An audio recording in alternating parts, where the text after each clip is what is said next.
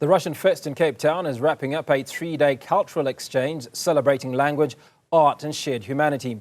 The event saw South Africans and Russians swapping traditions from cuisine and fencing to music and tongue twisters. For more on this story, let's cross live now to our reporter Nasiphi Same.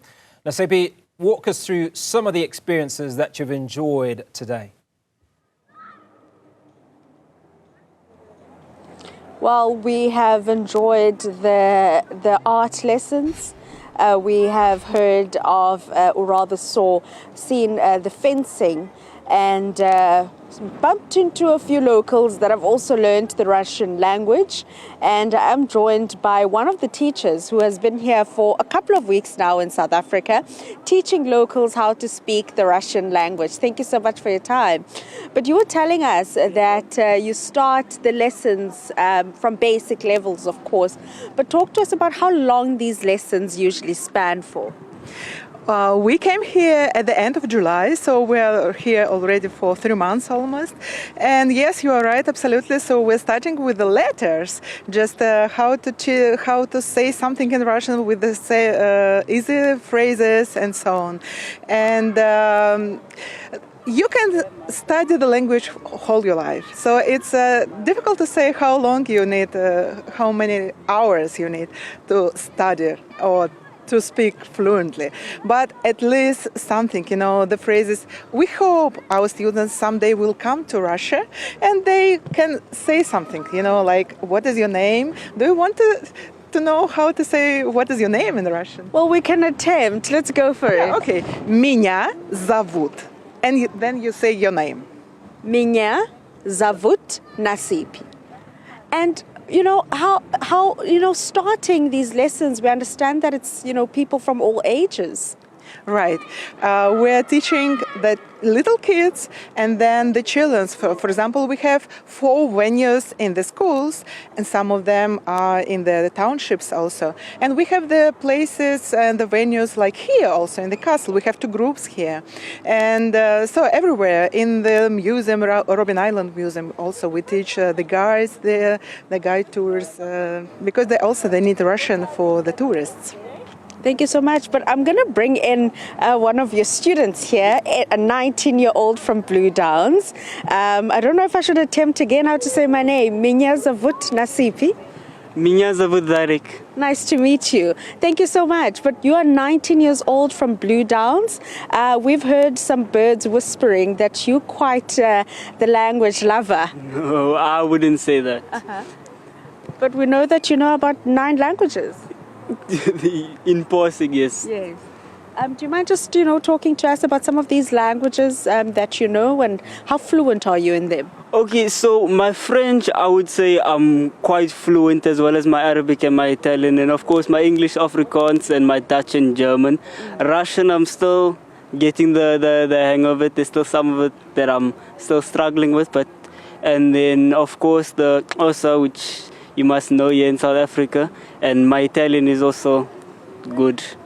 And the course itself, about 8 weeks of learning the Russian language, the alphabet as well. How did you find this course? Was it difficult?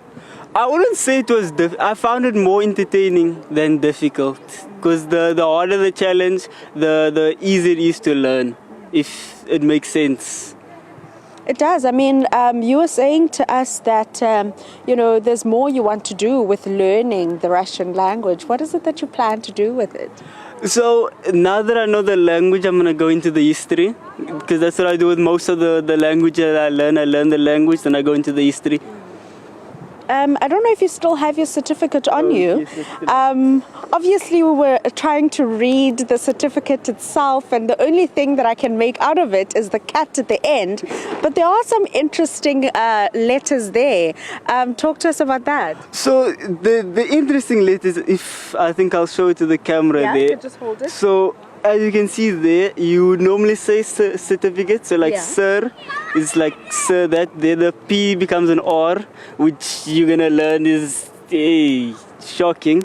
The T stays the same. Now that over there is E. Okay.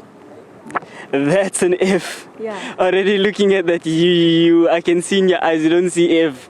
and that of course becomes E, so that just becomes certificate, which is, even if you look here, like that's a D. Oh, interesting. So it's, the alphabet is, I would say it's more interesting than it is difficult. So you would say I need to have an open mind about... You definitely need an open mind to learn the language. And I mean, taking it further, you're planning to study abroad. I mean, 9 languages. I mean, when you kind of, in today's day, everything is online, so you kind of need to be able to do everything differently. And I'll just bring in the teacher here.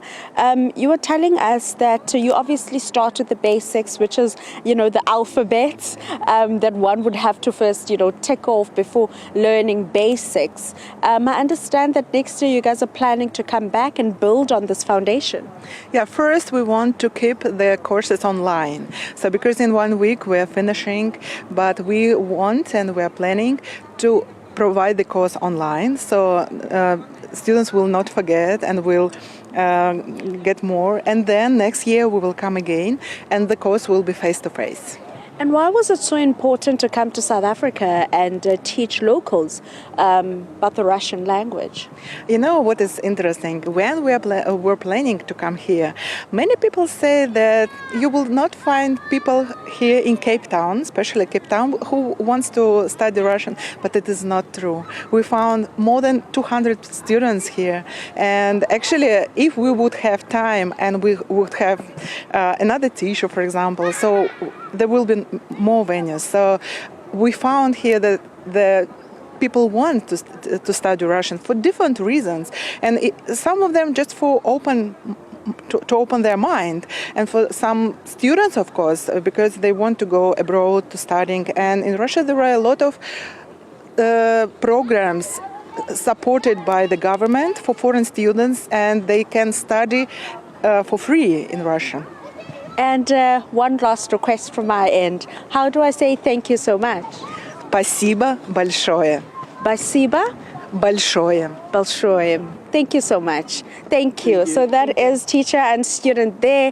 8 weeks, and students have been certified learning basic Russian, and we have seen the certificate. Interesting letters there, and about 200 of locals have been able to just learn the basics of the Russian language, and it does seem that there is an interest from locals to learn languages apart from the official languages that we have in South Africa. Nasiphi, I just want to get your opinion on Tariq, the young man you spoke to, who says he kind of dabbles in languages and he speaks fluently, according to him, at least 6 or 7 languages. I mean, how amazing is that? Quite amazing, Hugo. I mean, we're now speaking of 9 languages, right? 9 languages: English, Afrikaans, and isiXhosa. And those are the languages that also dominate in the Western Cape: English, Afrikaans, and isiXhosa. A little bit of German as well. But he is still here. Perhaps he'll be able to, just paint a clearer picture for us on why so many languages. You spoke about Italian, German, and now Russian.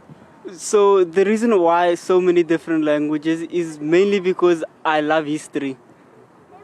So if I need to go into the history, I need to know the language before I go into the history. But what's interesting, you were saying to us that you want to look into, or rather explore, the career of cybersecurity. The reason why cybersecurity is because I like tech. I really love technology, so that's why. I mean, we know that the University of St. Petersburg, a state university from Russia, is here also forming part of the many institutions that have made this possible. Would you perhaps think about, going to study in places like Russia, for example, seeing that you already know the basics? Yes, I would really love to go to Russia. Like I said earlier in our previous interview, I applied at St. Petersburg and I applied at Tomsk in Siberia. Quite young. Would you, encourage other people to learn languages outside of the borders of South Africa, of course? Yes, I would definitely encourage you to go out, learn the new languages outside of the country, because it's quite interesting. You'll meet lots of new people outside the country. I mean, for a 30-something-year-old like me, isn't it difficult to learn a new language? I wouldn't say difficult. It also depends on the language, and it depends on you, how open you are about the language. I mean, I'll bring in your teacher once more. We obviously know that this particular course caters to a wide range of people, different ages as well. Would you say, at the age that I'm at, it would be difficult or easy to learn a different language like Russian? It doesn't depend on the age. It depends on your motivation, on your skills, also language skills. But if you want really to study language, you can start it in any age. We have the students over the 60 years old, and and we have the groups like 5 years old. So, just of course, it's better if the students or the group is of the students of one age, but it doesn't matter the age. You were telling us about the letters. At some point you were, showing me the different letters and I was able to pronounce them. How do you start these lessons? You're coming to South Africa, people perhaps know English, Afrikaans and isiXhosa. How do you introduce it and make it interesting and people to be, intrigued for 8 weeks? Here in South Africa, I use English. Okay, I'm not so good in English, but for example, at home, at my university, I have the group like 15 people, and all of them from the different countries. And I cannot use English, and even I know some other languages, but I cannot use them because all of them are from different countries. And there is a method when I start teaching Russian without any language.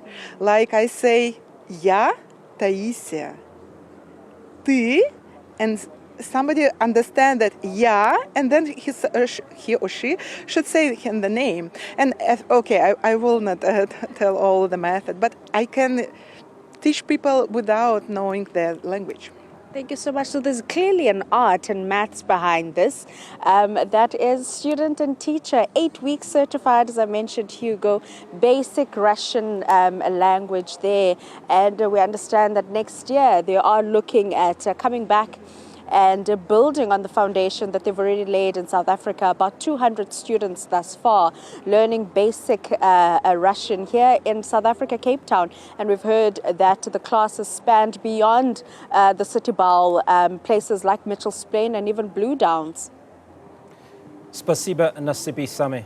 And that's how we say thank you in Russian. So picked up a little from Nasiphi, who's at the Russian Fest in Cape Town. Appreciate your time.